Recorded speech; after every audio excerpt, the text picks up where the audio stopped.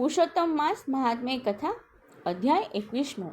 પુરુષોત્તમની પૂજન વિધિ. વાલ્મીકી કહે છે, હે રાજા, મેં તારા આગળ પુરુષોત્તમ માસનો વ્રત વિધિ કહી સંભળાયો. હવે એની પૂજા વિધિ તને કહું છું.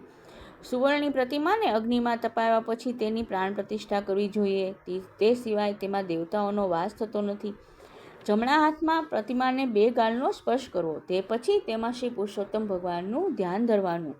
પવિત્ર બની ષોડોપચારથી પૂજા કરી એ પ્રતિમાને સામે હાથ જોડી કહેવું કે, હે પ્રભો, મારે આપની પૂજા કરવાની છે, આપ પધારો.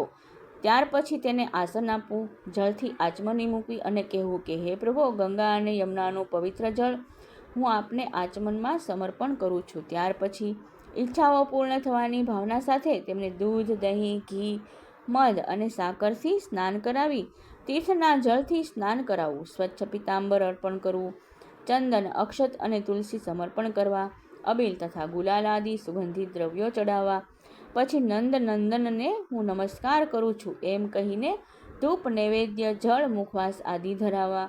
પછી પ્રતિમાના દરેક અંગ પર 1 પુષ્પ ચડાવતા દરેક અંગની પૂજા કરવી અને કહેવાનું કે, હે દેવાધિદેવ, ઉત્તમ ફળની પ્રાપ્તિ માટે હું આપની પૂજા કરું છું, માટે મારા પર કૃપા કરો. ત્યાર પછી યથાશક્તિ દક્ષિણા મૂકવી અને આરતી ઉતારવી, પ્રદક્ષિણા કરવી, મંત્ર પુષ્પાંજલિ આપી 2 હાથ જોડી પ્રભુને પ્રાર્થના કરવી.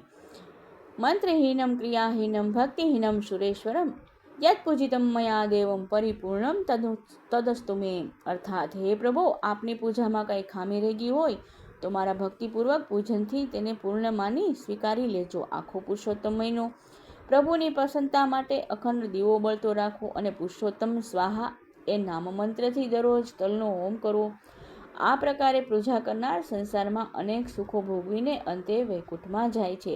શ્રી બૃહદીનારાયણ પુરાણ પુરુષોત્તમ મહાત્મ્ય પુરુષોત્તમ પૂજન વિધિ નામનો 21મો અધ્યાય સંપૂર્ણ. કૃષ્ણ કનૈયા લાલ કી જય. દ્વારિકાધીશની જય. પૂર્ણ પુરુષોત્તમ ભગવાનની જય. લક્ષ્મી નારાયણની જય.